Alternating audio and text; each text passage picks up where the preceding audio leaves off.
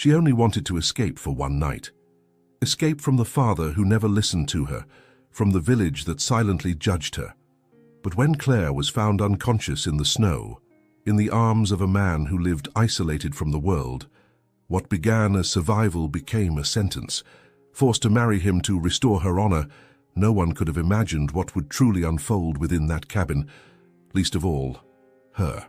If this story touches you, leave a like, subscribe to the channel, and tell us in the comments where you're listening from.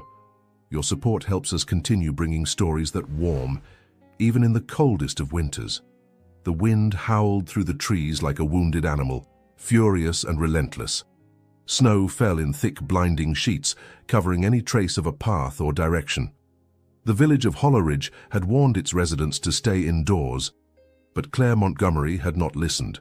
Not because she was reckless, but because silence was the only thing louder than the cold in her father's home. Wrapped in a wool coat 2 sizes too big, Claire pushed forward against the blizzard, her cheeks stinging from the icy air. Her boots sank deeper into the snow with each step, and her breaths turned into sharp, visible clouds. She had fled the general store after another argument with her father, Frank Montgomery, who believed women were meant to serve, not speak. Claire had dared to ask about the ledgers, about inconsistencies she had noticed. That was enough to unleash the storm inside him, harsher than the one outside. Now, lost and shivering, Claire realized she'd made a mistake. The forest looked the same in every direction. Her legs ached, her vision blurred. She turned in a slow circle, calling out, "Hello?" Her voice disappeared into the white. There was no answer, only the moan of wind in the pines. Then came the crack. The snow beneath her gave way. Claire's body plunged into a ravine hidden beneath the drifts. A sharp scream escaped her lips before it was swallowed by the storm. She landed hard, her ankle twisting beneath her. Pain shot through her body like fire. She couldn't move, couldn't climb out. The cold was creeping in faster now, through her coat, through her skin, into her bones. Tears stung her eyes as she huddled into herself, whispering prayers she didn't believe in. Please. Someone... Far above, through the flurry, a dark silhouette paused near the edge of the ravine. The man was tall, dressed in thick furs, his beard flecked with snow. He knelt, squinting into the pit. When he saw the shape at the bottom, unmoving but alive, he didn't hesitate. Matthew Albright hadn't spoken to another soul in weeks. His cabin was high in the mountains, far from the judgmental eyes of Holleridge. He preferred it that way. Isolation was easier than pity, easier than memories. But as he descended the slope carefully, his heartbeat quickened. "Don't move," he called, his voice steady despite the wind. "I'm coming." Claire looked up, startled. Her lips trembled, but no words came. He reached her minutes later and crouched beside her, assessing the damage. Her face was pale, lips bluish, ankles swelling rapidly. "We need to get you warm," he muttered more to himself than to her. Without waiting for permission, he slid his arms beneath her and lifted her effortlessly. Claire gasped, not from pain, but from the unfamiliar feeling of being held. Matthew carried her through the storm like she weighed nothing. The climb was brutal, and the snow tried to steal his footing more than once, but he didn't falter. Claire's head rested against his chest, her breath shallow, eyes fluttering. She caught glimpses of his features, a stern jaw, dark eyes that didn't avoid hers, and a quiet strength she hadn't known existed in Holleridge. When they finally reached his cabin, the world seemed to shift. Inside it was dim but warm, lit by a crackling fire. The scent of pine wood and something faintly metallic filled the air. Matthew laid her gently on a worn couch near the hearth and pulled off his gloves, kneeling beside her. "Let me see the ankle." Claire nodded faintly. She was too weak to argue, too cold to care. His fingers were rough but careful. He unwrapped her boot slowly and winced as he saw the swelling. "It's not broken," he murmured, "but you won't be walking for a while." He wrapped her foot with a strip of cloth, his hands steady. Then he draped a thick quilt over her body and stood to tend the fire. Claire watched in silence. Her heart raced for reasons she didn't understand. The cabin was simple, no decorations, no distractions, just fire, wood, tools, and him. She wasn't sure what she had expected. A drunk, a brute. That's what the villagers said he was. A man haunted by ghosts, unfit for polite company. But this man who had carried her through the snow without a word wasn't that. Hours passed. Matthew brewed a cup of tea and handed it to her without a word. Their eyes met briefly, hers searching, his unreadable. Then he stepped back into the shadows of the room, giving her space without being asked.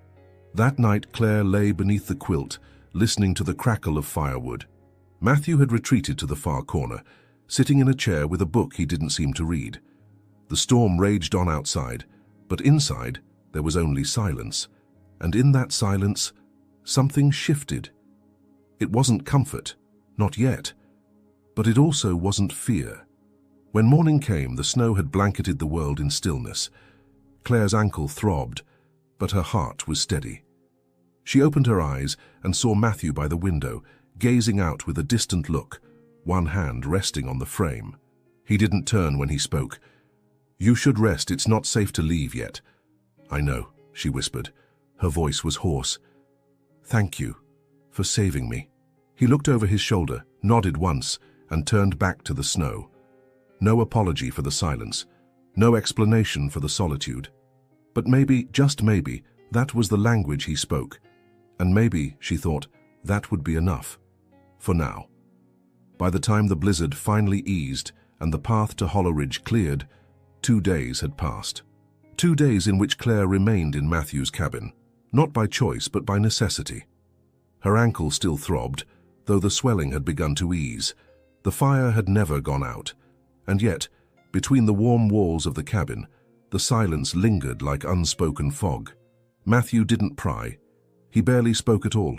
He brought food, water, and a second blanket, and when she needed help walking to the chair near the fire, he offered his arm. Brief, steady, respectful. Not once did his gaze linger too long or carry weight, and not once did Claire feel unsafe, only unsure. But outside those walls, Hollowridge burned with curiosity. It was a small, mountain-locked village where word traveled faster than any storm, and where silence was often filled in with imagination. The Montgomery girl, so gone for 2 days, then seen returning in a cart pulled by a man the town had long since buried in rumor. Her cheeks were flushed from fever, her hair tangled, her ankle bandaged, and behind her, walking with the same solemn pace, was Matthew Albright. Claire said nothing as the villagers stared, nor did Matthew, but their silence was not allowed to last. Later that evening, Frank Montgomery barged into the house with fists clenched and fury in his eyes. Claire was seated on the edge of her bed, trying to process everything, when he burst through the door and roared, "What did you do?" She flinched, then straightened. "I was lost. I fell. He saved me. You stayed with him for 2 nights. His voice cracked with rage and something else. Shame, perhaps. "The entire town is talking. You've disgraced this family." Claire's lips parted, but no sound came. She hadn't touched Matthew, hadn't even crossed the line of politeness. But none of it mattered. The truth had no weight when the village had already built a story without her. Frank turned to Matthew, who stood quietly by the door. "You think you can just take what doesn't belong to you? She's not yours." Matthew's jaw tightened, but he didn't retaliate. He glanced at Claire, then spoke low. "I didn't take anything. I only kept her safe." The word safe might as well have been invisible to Frank. "Then fix it," he spat. "You want to protect her reputation? Then you marry her," Claire gasped. "What? You think this village will ever see you the same?" her father snarled. "You think a man will still want you? People are already whispering. Margaret Remington saw you two at the well. That's all it takes here." Claire's hands trembled. "You're trading my life for their approval?" Frank didn't flinch. "You'll marry him tomorrow. I already spoke to the pastor." It happened so fast. Too fast. The next morning, a hollow ceremony was held in the tiny chapel on the hill. Only a handful of people attended, out of curiosity more than support. Claire wore a pale dress borrowed from the back of her closet.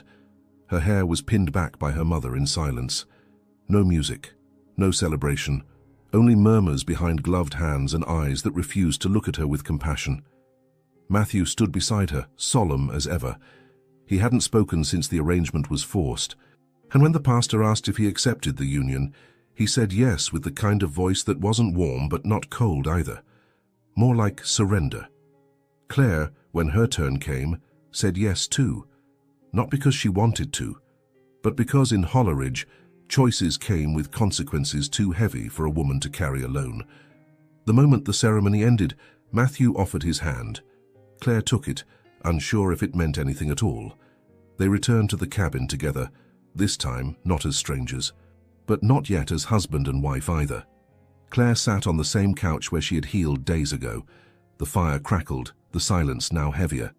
Matthew placed her bag near the doorway and cleared his throat. "I'll sleep in the loft," he said. "You can take the bed." She turned to him, startled. "You don't have to—" "It's not about what I have to do," he interrupted softly. "It's what's right." Claire nodded. Her hands gripped the sides of her skirt. She wanted to say thank you, or maybe ask if he was angry, but the words caught in her throat. That night she lay in his bed staring at the wooden beams above. The quilt smelled faintly of cedar and fire. Through the thin wall, she could hear the creak of floorboards as Matthew settled in above. She didn't cry, not because she wasn't sad, but because the numbness had settled deeper than tears. The next day, no one came to visit. No congratulations, no cakes or flowers. The marriage was real, but not welcomed, at least not yet. Claire wandered the cabin during daylight hours, adjusting to the space now called home. It was rustic, with shelves full of tools, books with spines too worn to read, and walls decorated only by necessity. A hammer, a bow, coats, firewood stacked like bricks of survival. She found an old sewing box tucked into a drawer and began stitching small cloths just to fill the silence. Matthew chopped wood outside for hours, only returning inside when his hands were blistered. He cooked, she cleaned. He didn't raise his voice. She didn't ask questions. They orbited each other like moons tethered to separate planets. But one evening, Claire watched him through the window, sleeves rolled up, eyes narrowed with focus, swinging the axe again and again into the chopping block. There was no rage in his movement, only rhythm, precision, purpose. Something about the way he moved made her chest tighten. He wasn't cruel, he wasn't careless.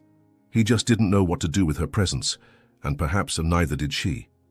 As the days passed, Claire realized the town had already moved on. Whispers faded, new gossip took its place. But what remained was the quiet between her and Matthew. A quiet that now pulsed with something more than absence. It held questions, possibilities, fears, and perhaps, if she allowed it, something that might one day feel like hope. The wind no longer howled like it had during the storm, but inside the cabin silence still reigned. A silence not born of peace, but of distance. Claire woke each day to the creak of old wood and the scent of fire smoke embedded deep in the beams.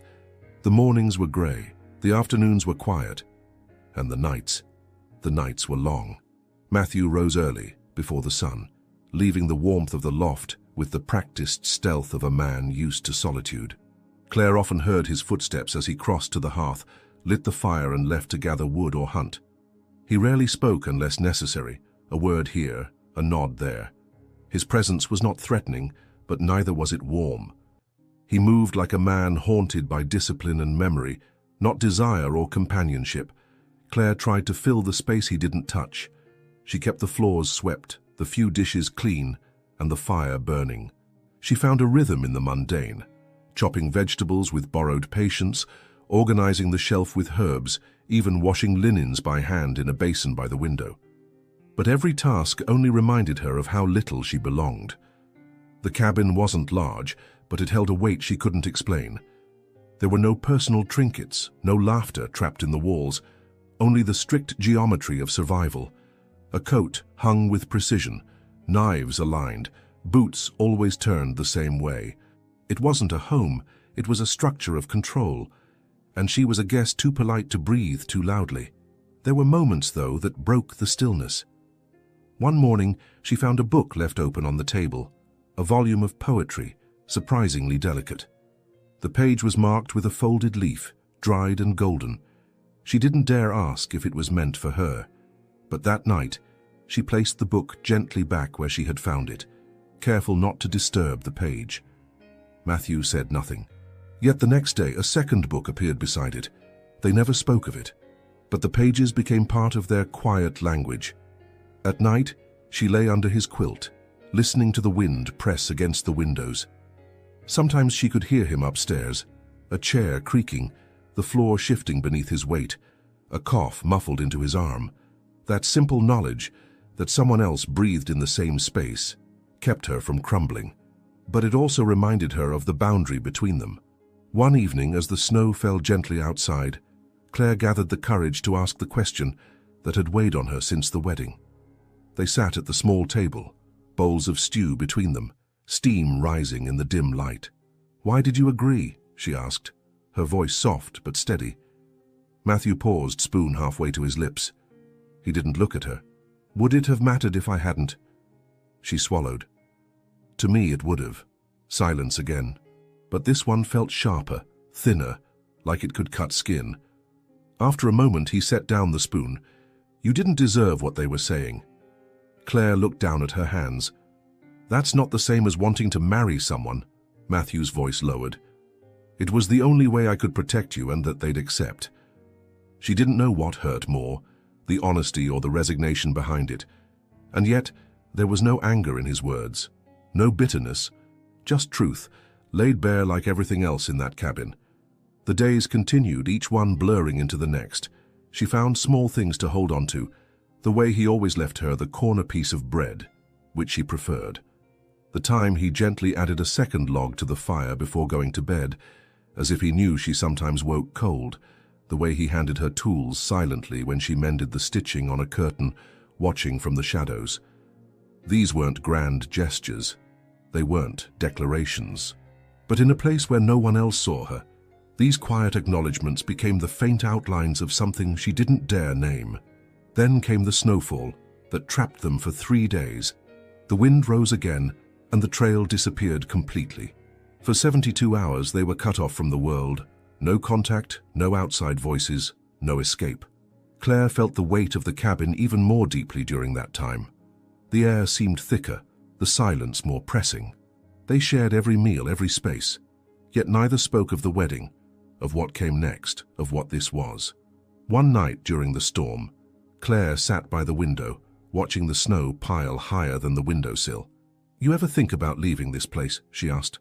Matthew was seated across the room sharpening a knife. He didn't pause. "Sometimes. Why don't you?" His hand slowed, then stilled. He looked at her for the first time that day. "Because I've already buried too much here." Claire didn't respond. What could she say to a man who had buried dreams while she had barely learned how to dream at all? When the storm finally passed and light spilled again into the cabin, it felt almost foreign.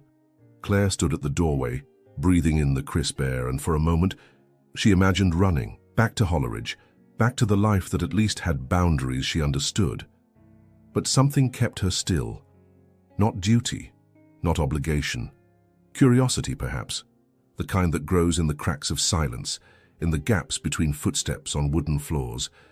The kind that wonders what might exist behind a man's long-held walls, or within a cabin that had once felt like a prison, and was now becoming a question she didn't yet know how to answer. Spring had not yet arrived, but the days were growing longer. The snow around the cabin began to recede in patches, revealing dark earth and the first signs of thaw. The trees still stood bare, but the wind carried a different tone, less of warning, more of memory. It was in one of those quiet afternoons, when Matthew had gone hunting, that Claire found the letter. She hadn't meant to go looking. While cleaning the shelves near the hearth, she moved a box of old carving tools to dust behind it. A slip of yellowed parchment slid from beneath a stack of folded cloth. Her instinct told her to leave it untouched. But the handwriting on the envelope caught her breath. Not Matthew's. It was her name. Her full name, in a hand she hadn't seen in nearly 2 years.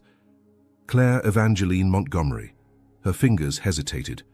Then, slowly, she broke the seal. The ink had faded, but the words still lived. "Claire, I know you may never forgive me, and perhaps I don't deserve it. But not a day passes that I don't think about you, what we had, and what I destroyed. I left because I was a coward, not of you, of myself. I believed I needed to become something more before I could be yours, and now I see I only became something less. I'm returning. If there's a corner of your heart that hasn't turned to ice, I'll wait there." Julian Clare sat down, the letter trembling in her hands. Julian Avery, the man who had once promised her everything, a future, a life far from Holleridge. He had held her hands beneath the willow tree by the river and whispered vows he never kept. And then, just before the engagement was to be announced, he vanished. No explanation, no goodbye, only silence.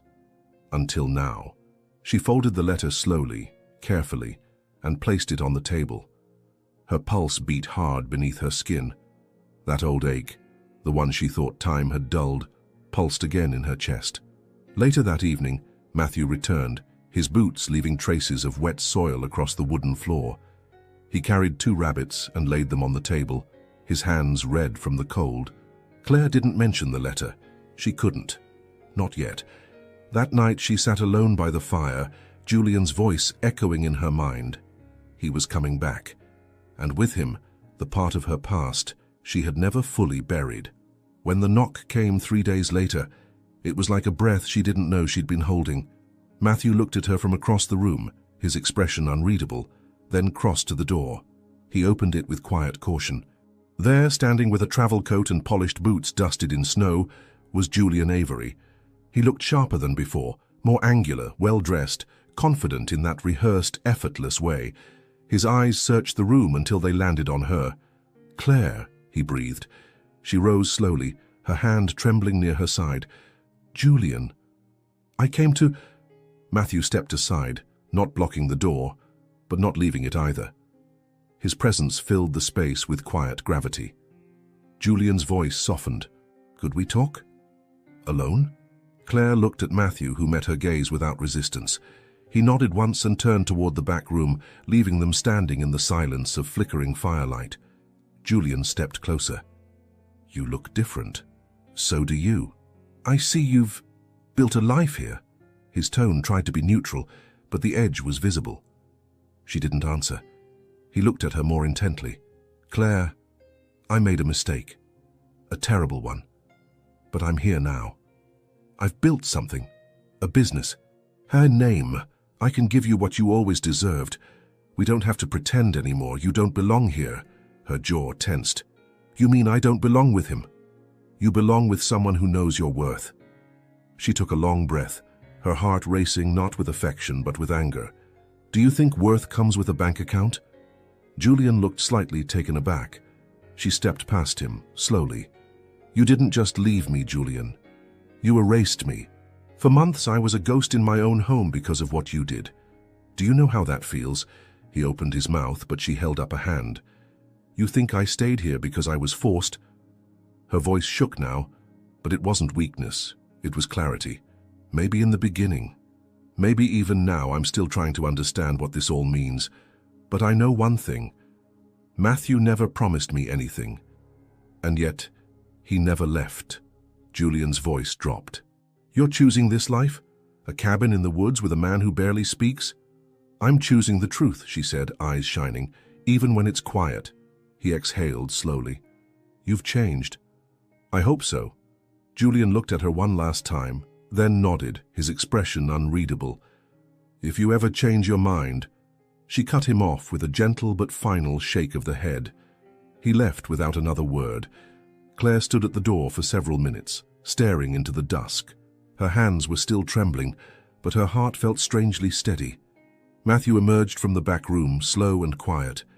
He didn't ask what had been said, didn't make a sound, but when she turned to look at him, his eyes met hers. There was no jealousy there, only something quieter, recognition. Later that night, Claire placed Julian's letter into the fireplace. She watched as the edges curled, blackened, and turned to ash. The past had spoken, and she had listened, but she would not let it define her anymore. Still, as she sat alone by the fire watching the flames dance, she felt something unsettled in her chest. Not regret, not sorrow, but something else. Like a door had closed, and another hadn't opened yet. And when Matthew walked past, his hand brushing the edge of the table where she sat, She felt a question rise between them, but neither of them was ready to ask it. The forest was still recovering from the thaw. Trees stood skeletal, their branches etched like veins against a steel-grey sky. The earth beneath the melting snow was damp and heavy, and the wind still whispered secrets through the pines. Claire had begun taking small walks during the late mornings, always staying close to the cabin. Her ankle had healed enough for steady steps, and she craved air, fresh and wide and unscripted. The silence inside had grown dense again after Julian's visit, and though Matthew had resumed his quiet ways, something between them had shifted. A tension neither of them dared to name. That morning, Claire bundled herself in her long coat, wrapped a scarf around her neck and stepped outside. The cold bit at her cheeks, but the light was soft, diffused through the branches like a gentle veil. She carried a small woven basket to gather twigs for kindling, and herbs beginning to peek through the thaw near the rocks. Each step into the woods felt like reclaiming something. Her pace was careful, her senses alert, but the solitude comforted her more than it unnerved her. She reached a clearing she liked, a patch where the sun touched the moss and the air smelled of wet bark and new beginnings. She crouched near a bush, brushing snow aside to reach the small green shoots when she heard it. A low growl. Claire froze. Slowly she looked up. 3 wolves stood at the edge of the trees, their fur thick and mottled with mud and frost. Their eyes were sharp, yellow, fixed on her. One took a slow step forward, its lips curled just slightly, enough to expose the threat beneath. Claire's basket fell from her hands. Her heart slammed in her chest as she stood, hands trembling, legs rooted to the ground. She didn't scream, didn't move, just stared, helpless, as the wolves crept closer. Another growl, louder now, closer. She took a step back and stumbled. Her foot hit a root and she fell hard onto the frozen ground. Her breath knocked from her lungs. Snow clung to her coat and pain jolted through her elbow. And then a gunshot tore through the air. The sound cracked like thunder. The wolves bolted, startled, fleeing into the trees with panicked yelps. Another shot rang out, not aimed at them, but above, a warning, a claim. When Claire looked up, Matthew was there. He was breathless, his rifle gripped tightly in his hands, eyes scanning the woods like a man ready to kill if needed. His boots crunched in the snow as he rushed toward her, face pale with something more than cold. "Claire!" he called. She sat up, chest heaving, unable to speak. He dropped to his knees beside her. "Did they touch you?" His voice was rough, ragged. She shook her head. "No. Her words broke, and without thinking, without permission, she leaned forward and clutched the front of his coat, burying her face in the wool, her fingers gripping the fabric like it could anchor her to the world again. Matthew froze. Then slowly, his arms wrapped around her. Firm. Steady. She didn't cry. Not really. But her body trembled against his, all the adrenaline unraveling in her bones. And for the first time since she had entered his cabin, Claire wasn't afraid of closeness. His embrace wasn't romantic. It wasn't grand. But it was real. Warm. Present. Matthew held her until the shaking eased. Until her breathing slowed. Until her fingers finally released his coat and her head lifted from his chest. Only then did he speak again. "Let's go home." She nodded. He helped her to her feet, his hands still holding her arms gently. Their eyes met, and something passed between them. Not a promise, not yet, but a recognition of something forming in the silence they had shared for so long. Back at the cabin, he made her tea without asking. She sat by the fire, still in her coat, watching the flames as if they might offer an answer. The basket had been left behind, but she didn't care. When he returned, he crouched in front of her and offered the cup. "Thank you," she whispered. He didn't respond with words. Instead, he reached behind him, pulled something from his coat pocket, and placed it on the table beside her. A small carving, freshly made. 2 figures in wood, rough but beautiful. A woman and a man sitting side by side, not touching, but close, so close. Claire stared at it. Her chest tightened. She looked up at him, but Matthew had already turned away, walking to the window, where the last rays of afternoon light painted the snow in shades of gold and grey. She sat in silence, the carving resting in her hand, its edges smooth from his touch. And for the first time, the cabin didn't feel like a prison. It felt like shelter, not from the storm outside, but from the storm she had carried within for so long. Yet as the fire crackled and the night crept in, she wondered, had he carved it before the wolves or after? Claire kept the carving on the small shelf near her bed, not hidden but not displayed like a trophy either. It rested between a candle stub and a folded handkerchief, as if it belonged there, as if it had always been there. She found herself glancing at it more often than she expected, sometimes in the morning light, sometimes before bed. Two figures carved from the same piece of wood, nearly touching but not quite. That space between them said more than any letter Julian had ever written. After the wolves, something shifted in the air between her and Matthew. Not dramatically, not like falling in love in a storybook, but in the small ways that matter. He no longer avoided her gaze. He started asking quiet questions. If she needed anything from the market, if the stew had too much salt, if her ankle still ached when it rained. She answered simply, but every exchange felt like a thread being pulled taut between them. One morning, Claire stood at the sink washing a pair of mugs when she noticed a splinter in her palm, a thin, sharp sliver embedded just beneath the skin. She hissed softly, dropping the mug. Matthew was across the room sharpening a tool, but looked up at once. What happened? Just a splinter, she said quickly, turning to hide it, but he was already walking toward her. Let me see. Claire hesitated, then without a word extended her hand. He took it gently, his touch far softer than she had expected.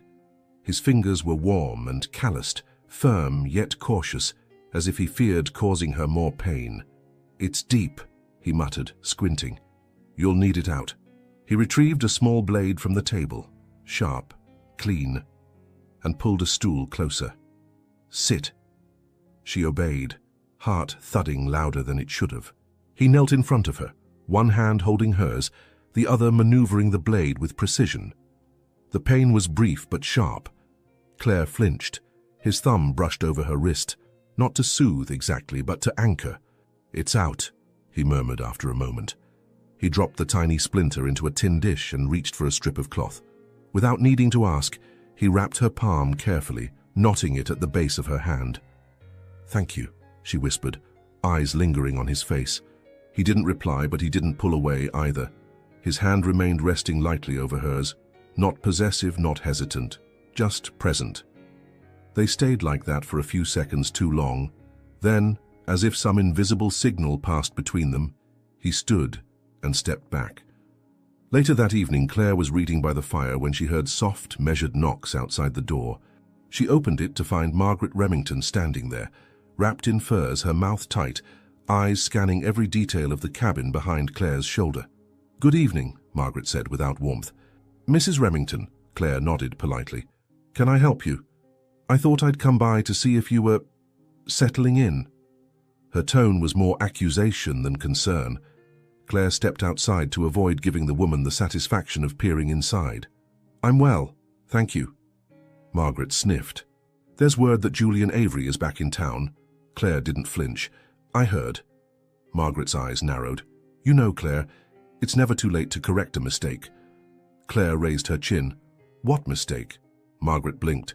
Surely you don't think this arrangement is permanent? Claire's voice was calm even. I think permanence is what you choose to build, not what others approve. Margaret pursed her lips. You were such a bright girl. It's a shame to see potential dimmed by isolation. Claire smiled then, not mockingly, but with something close to peace. Sometimes it's in isolation that things finally bloom. Margaret said nothing. She turned and walked away, boots crunching in the frost. Claire stood at the threshold a moment longer before stepping back inside. Matthew looked up from the far corner, where he was carving another piece of wood. Everything all right? He asked. She nodded. Just a shadow from the past. That night, as she prepared for bed, she found a second carving on the shelf, smaller than the first. It wasn't finished, but the outlines were there. Two figures again. This time, their hands touched. She ran her fingers over the wood, heart beating slow and deep. In the morning, she found herself moving through the cabin differently. She stirred the soup while humming softly. She adjusted the curtain to let in more light. She smiled when she passed Matthew by the fire, and he looked up and just briefly asked and smiled back. It wasn't joy. It wasn't romance. Not yet. But it was presence. It was choosing to stay. And it was enough to make her wonder what else might be possible if neither of them walked away. The thaw was giving way to mud now, dark, thick, and everywhere. The snow had all but melted, revealing the rawness of earth beneath. Branches hung heavy with water. The trails around the cabin turned slick. Even the air had changed, no longer biting cold but damp and hesitant. Like the woods themselves weren't sure what season they belonged to. Inside the cabin, the silence had changed too. Not the comfortable kind Claire and Matthew had grown into over the past few weeks, the one that held glances and small gestures like seeds in soil. This silence was sharp, edged, cold. It no longer wrapped around them. It pressed between them, keeping them apart. It began with a rumor. Claire had gone into the village alone to gather fabric and dried herbs. She hadn't been there in weeks, and most of the villagers only offered stiff nods or passive glances. But at the corner stall near the chapel, she heard two women whispering behind a basket of apples. "I saw her speaking to Julian again," one said, "near the baker's." "Poor Matthew," the other replied, lips pursed. "He always was strange, but to be made a fool." Claire froze. She hadn't spoken to Julian. Not since she'd closed the door on him, but the villagers. They never needed facts, only suggestion. And in a place like Hollowridge, suggestion was enough to build a story. She returned to the cabin with her jaw clenched and eyes distant. Matthew was outside chopping wood when she arrived. He didn't look up, not when she greeted him, not when she passed him, not even when she lingered in the doorway, silently asking for a moment of connection. He didn't speak to her that evening, not over dinner, not by the fire. The next morning he left before dawn, and the silence between them deepened. Claire tried to ignore it, to push through. She baked bread, she swept the floors, she set the table with care. But every task felt futile, like trying to build a bridge across a river no longer there. 3 days passed. On the 4th, she found him in the shed behind the cabin, bent over a half-carved beam. "You're angry," she said, voice firm. Matthew didn't look up. "I'm working. I didn't ask what you were doing." Silence. Claire stepped inside, arms crossed over her chest. "You heard something, didn't you?" He turned the carving in his hand, inspecting the grain. "Does it matter?" "Yes," she snapped, louder than she intended. "It does, because I haven't spoken to Julian, not since he came here, not once." Matthew's hand stilled. She took a breath. "If you believed anything else, you could have asked me." Now he looked up. His eyes were tired, not furious, but wounded. "I didn't know if I had the right." Claire blinked. "The right?" "I was never supposed to be your husband," he said, standing now, taller than her, more present than he'd been in days. "I was a name chosen to clean up a scandal, to make you acceptable again. That's what they wanted. That's what your father wanted." She stepped closer, her voice shaking. "But not what I wanted." He held her gaze. "Then why stay?" The words hung between them like breath in cold air. Claire searched his face. "Because for the first time in my life I don't feel like I have to shrink to survive. Because I can breathe here. Because the silence used to comfort me. And now, it's killing me." Matthew looked away, jaw clenched. "I didn't ask you to stay."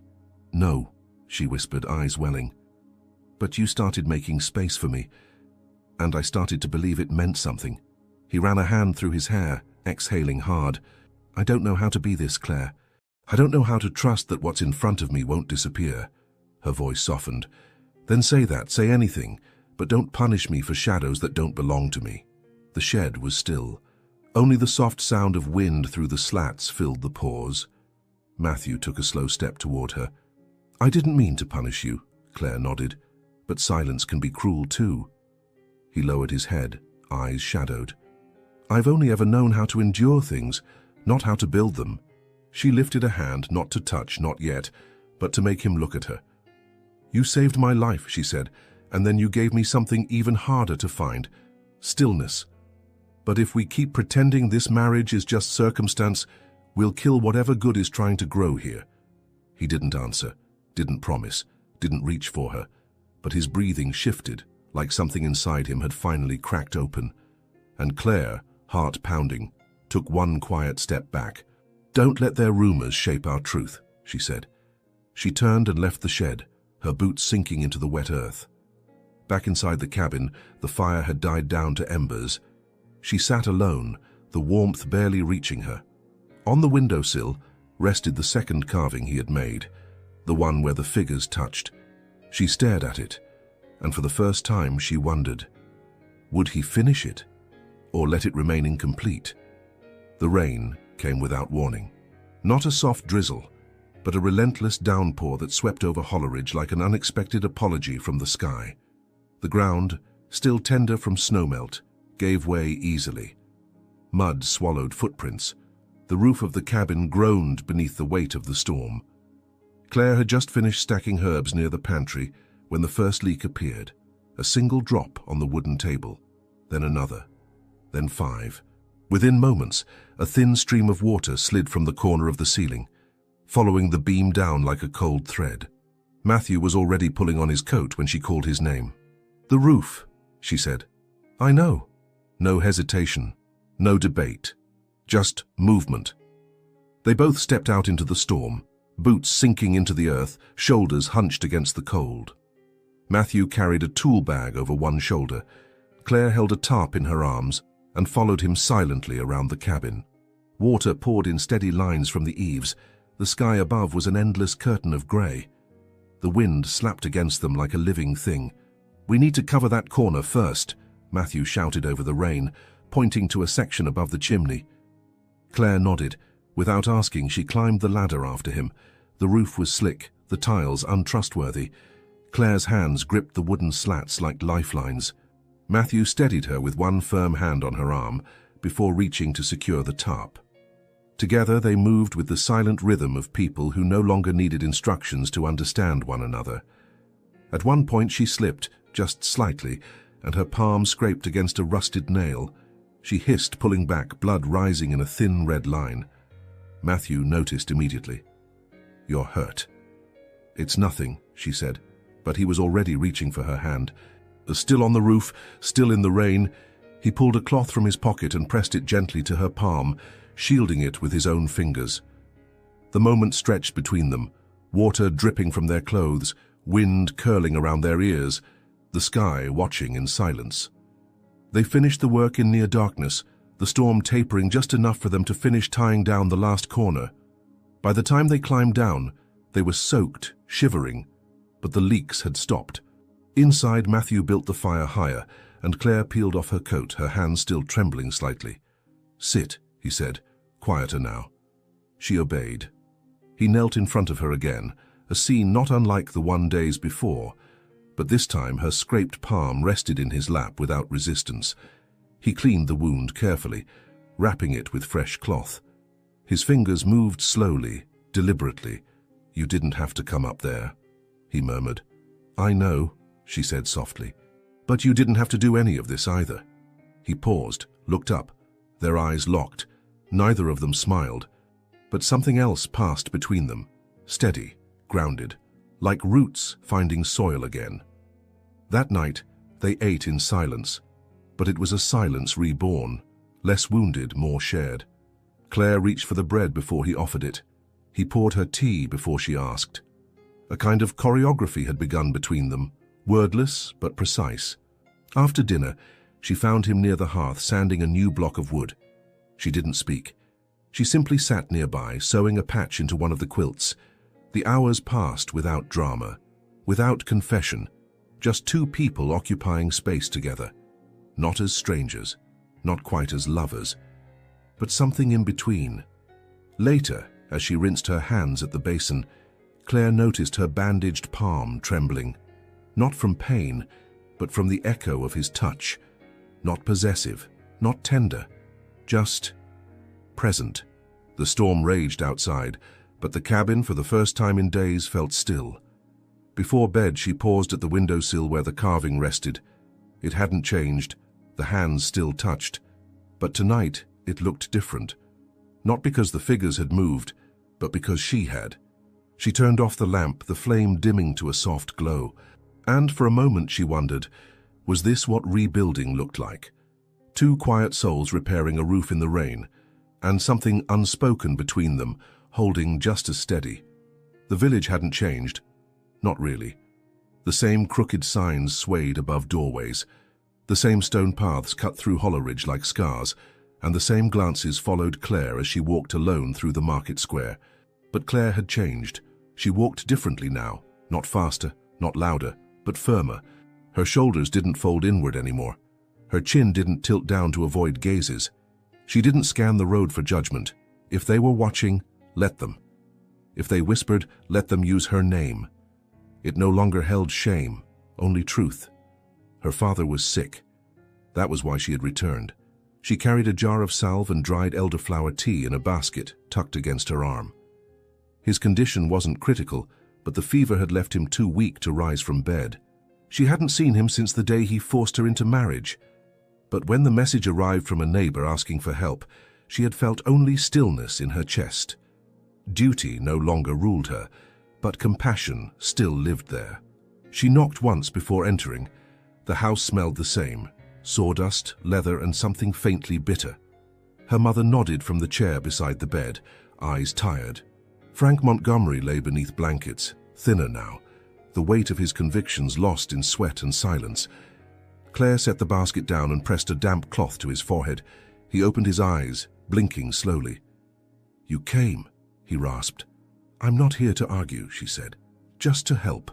He didn't fight her. For once, he didn't say a word.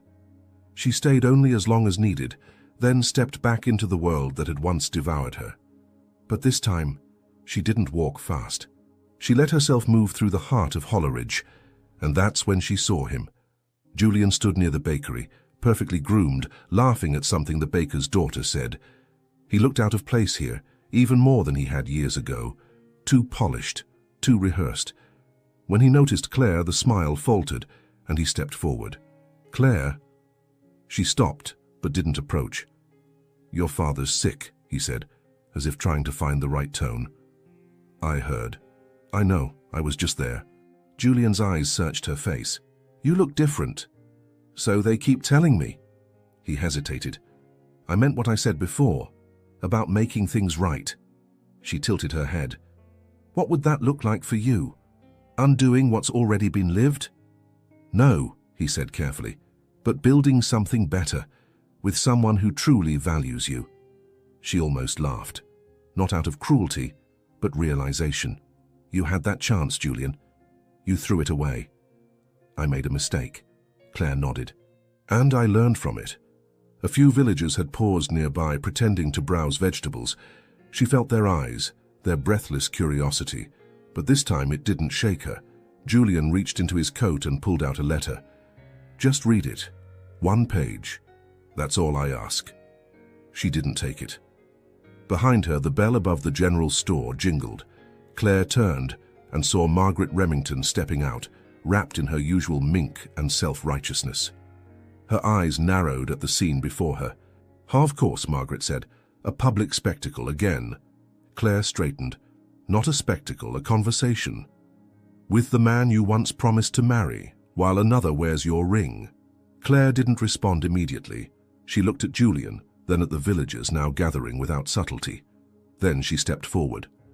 "My marriage to Matthew wasn't born from romance," she said, voice clear. "But it's become something more honest than anything I ever had with Julian." Gasps rippled. Margaret's face tightened. Claire continued. "Some of you love to pretend morality is a garment you can wrap around anyone who obeys. But I've learned something different. Honor isn't what people say about you. It's what you can live with at night when the house is quiet and the fire's low." Margaret stepped closer. "And what do you live with, Claire?" "Regret." "No," Claire said softly. "Peace." Julian lowered the letter. Claire looked around the street, at the faces that once defined her, imprisoned her. "I came back to help someone who never helped me," she said. "Not out of guilt, but because I've stopped measuring myself by what you all think." She turned to Margaret again. "You don't have to approve of my life, but you won't rewrite it either."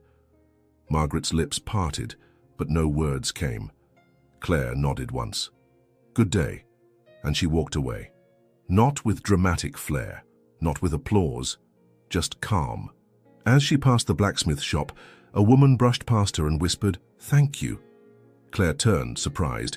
The woman didn't stop walking, just kept going, head high, eyes forward, and then another.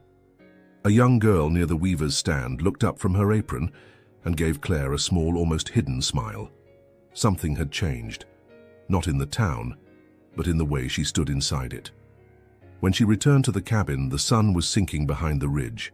The light fell in long stripes across the floorboards, golden and soft. She set her basket down and exhaled slowly, letting the weight of the day fall from her shoulders. Matthew was in the back room. He stepped out quietly, noticing the tension in her posture. "You're back?" She looked at him, truly looked, and said, "Yes." His brows knit faintly, unsure. Claire walked to the table and pulled out a small folded paper. A note, handwritten, not Julian's. She placed it down gently. "What's that?" Matthew asked. "A letter," she said. "Not from someone who failed me, from someone I may have unknowingly helped." He tilted his head. Claire smiled, soft, quiet. "She said I gave her courage." Matthew said nothing, but his shoulders relaxed. The carving on the shelf hadn't changed, but Claire had. And when her fingers brushed its edge that evening, she found herself tracing not the figures, but the space between them. Still there, still waiting, but no longer cold. The morning after her return from the village, Claire found a letter slipped beneath the cabin door. It wasn't sealed with wax. The paper was folded simply, corners soft, the handwriting uneven, but careful. At first, she thought it might be from Julian, or perhaps from her father's neighbor, but when she opened it, the words reached straight into her chest, quiet, trembling, and unfamiliar. "I don't know if you'll read this, or if it will matter, but I saw you yesterday. I saw you speak, not with anger, but with a kind of strength I've never seen in someone like us. You didn't try to please them, and somehow you didn't apologize for it. I want to learn how to be like that. Thank you." A girl who's been watching Claire read the letter 3 times. Each time her hands trembled a little more. The ink bled slightly on the page where the writer had pressed too hard, like the words had fought to come out. There was no name, no return address. Just the echo of something Claire hadn't expected to ever become. An example. She folded the paper slowly, reverently, then placed it on the table as if it were made of something sacred. The day passed gently after that. The wind softened. The sun returned briefly, casting golden lines through the windows. Claire worked in the kitchen garden, turning the earth with careful movements, her thoughts turning with it. Matthew returned from checking traps in the woods. His presence no longer startled her. It filled the air like pine smoke, steady, natural grounding. She stood when she saw him coming. He paused at the edge of the garden, his coat still dusted with frost, an axe slung across one shoulder. Their eyes met. No tension, no questions, just presence. "Someone wrote to me," she said. He stepped closer. "Julian?" She shook her head. "No, a girl from the village. I don't know who. She said I made her feel like she could be braver." Matthew studied her face. "That surprises you?" Claire looked away, brushing soil from her hands. "I never thought anyone saw me like that." He stepped beside her, not too close, just enough to share the weight of the moment. "Sometimes," he said quietly, "people see us better when we stop trying to be seen." She turned to him. "Do you see me?" He didn't flinch. "I do," he said. "More every day." It wasn't a line. It wasn't even romantic. It was true. And the truth of it cracked something open inside her. She didn't think, didn't weigh the moment. She stepped toward him, gently, like testing a fragile bridge, and wrapped her arms around his waist. No pretext, no justification, just the simplest version of yes. Matthew didn't hesitate. His arms folded around her, strong and certain. This time there was no danger, no wolves, no storm outside. Just 2 people choosing to be still in the same place at the same time. He rested his chin lightly against her hair. His breath was steady. His hands didn't grip. They held. Not like a possession, but like a promise still forming. They stayed like that longer than either expected. When she finally pulled back, Claire looked up. His eyes were softer now. The corners of his mouth relaxed in a way she hadn't seen before. "You carved the figures," she said. "Did you ever finish them?" "Not yet." "Why not?" His gaze didn't waver. "I didn't know how to show what they were feeling." Claire nodded slowly. "I think now maybe you do." He didn't respond. But later that night, as the fire warmed the room and the shadows grew longer, she noticed him at the table, carving knife in hand. The block of wood was already shaped, but now his movements were more careful, more certain. She didn't interrupt. She sat near the fire, letter in her lap, letting it warm like a secret only she knew how to hold. The cabin no longer felt like something she'd been placed into. It felt like something she had helped build, moment by moment, silence by silence, breath by breath. Later, when they sat across from each other for supper, they didn't speak much, but Claire reached for the bread before he offered it, and Matthew, without looking, poured her tea the moment her cup was nearly empty. Small things, but not small at all. And as the wind curled once more around the cabin like a memory trying to return, Claire held the anonymous letter close to her chest and wondered how many other girls were watching. How many had felt invisible? Until now.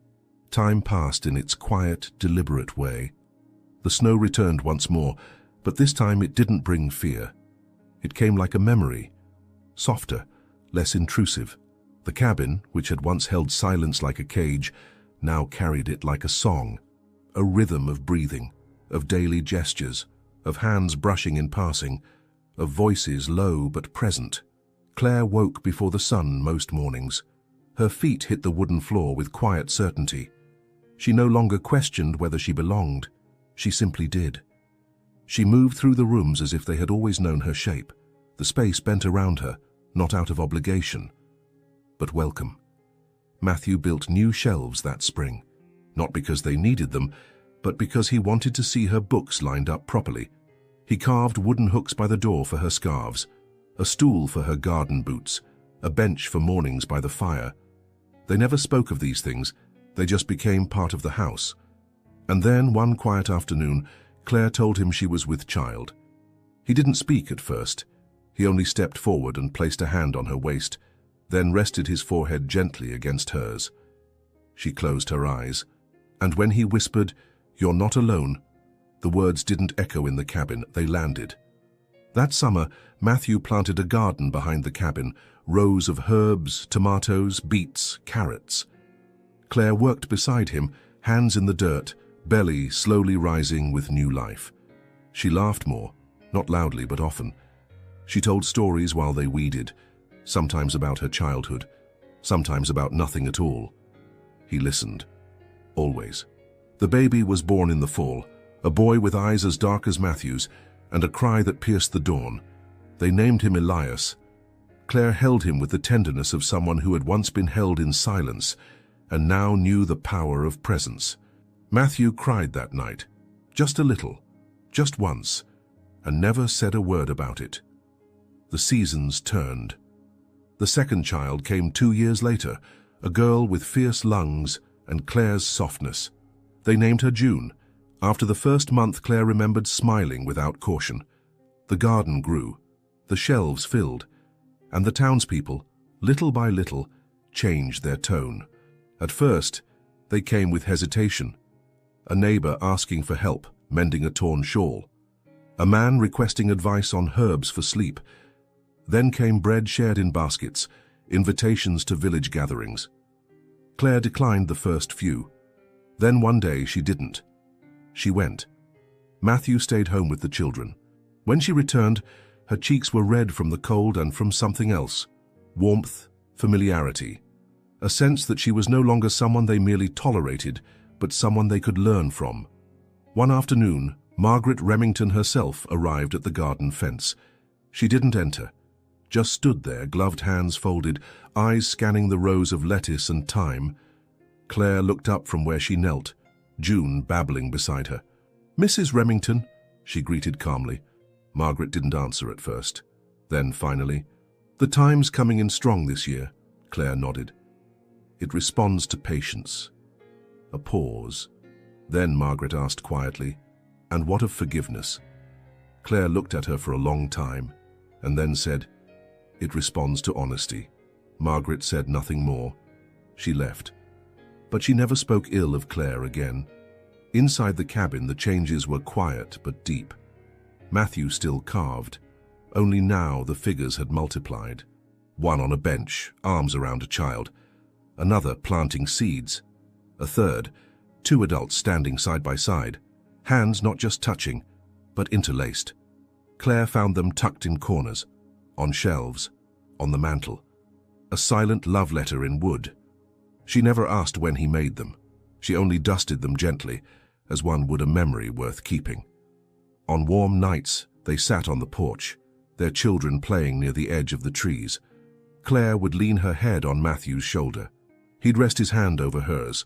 Sometimes they spoke, sometimes they didn't, but they always stayed.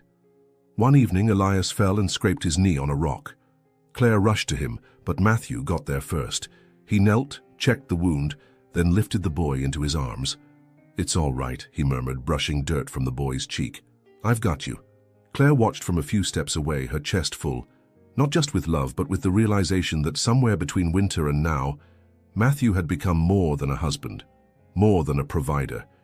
He had become someone safe, not just for her, for all of them.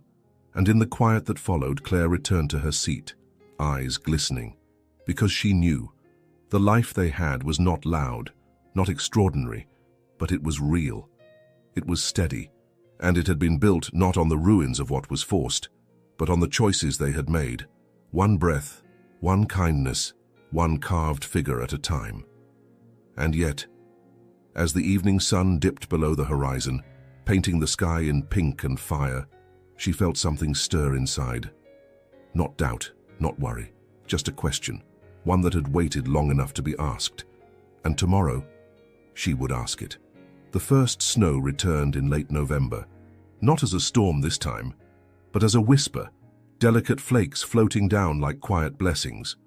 The forest, still heavy with the scent of pine and damp earth, received it with reverence, and the cabin, no longer a prison, but a home, embraced it as if it had always been waiting. Claire stood by the window, June asleep in her arms. Her daughter's breathing was soft against her collarbone. Outside, Elias ran in circles, chasing flakes, laughing as they landed on his nose. Matthew watched from the porch, arms crossed loosely, content. It was the kind of stillness Claire had once feared. Now it filled her. She kissed her daughter's hair, placed her gently in the cradle, and stepped outside. The air was cold, but not cruel. She walked barefoot across the wooden planks of the porch until she stood beside Matthew. He didn't turn right away. He didn't have to. "I've been thinking," she said, voice quiet. He looked at her now. "About what?" She glanced at the snow-covered trees, then at the cabin behind them. "About roots." Matthew waited. "I used to think survival was about escape," she continued, "getting away from everything that hurt. But it wasn't. It was about staying long enough to grow past the pain." He nodded, his eyes holding hers. She stepped closer. "We never chose this in the beginning. No. But every day since, we did." He reached for her hand. Then, slowly, gently, their fingers interlaced. And she realized it wasn't the first time they'd stood like this, but it was the first time she saw it for what it was. Not silence, not resignation. Love, the kind that doesn't rush, that doesn't demand grand gestures. That grows where no one thought it could. She leaned her head on his shoulder. They stood like that for a long time, watching the snow blanket the earth that had once threatened to swallow them whole. It didn't feel threatening anymore. It felt like memory, like a circle closing. Later that evening, they sat on the porch steps while Elias slept and June cooed in her cradle. Matthew reached beside him and lifted a small carved figure, unfinished but familiar. "It's them again," Claire smiled, recognizing the shape of two figures seated beside each other. He nodded. I've carved them 100 times, but this is the first one I'm finishing." She tilted her head. "Why now?" His voice was low. "Because I finally understand what they're looking at." Claire didn't ask. He didn't explain. But somehow she knew. It wasn't a future, it wasn't a past, it was now. The life they'd chosen. The quiet they'd filled. The love that had waited beneath everything else, patient and steady until it could breathe. And then came the sentence she hadn't expected. From him, barely a whisper. "I would choose it again, even if I knew how hard it would be." Claire didn't answer with words. She simply took his hand in both of hers and pressed it to her chest, over the place that had once been all fear, now all warmth. They sat like that until the light faded, until the stars replaced the snow, until the silence between them became something sacred, not the kind that hides, but the kind that reveals. Because in the end, love didn't come with fireworks or vows. It came with roots and snow and stillness, and the slow, quiet certainty that even what begins in winter can bloom. They didn't exchange grand vows. They didn't need applause or witnesses. They simply stayed, when leaving would have been easier. Because sometimes love doesn't come with promises. It comes with silence, with care, with choices made every single day. And when the snow falls again, they no longer hide. They bloom even in the cold. If this story touched you, leave a like, subscribe to the channel, and tell us in the comments, where are you listening from? Your support is what keeps these stories alive.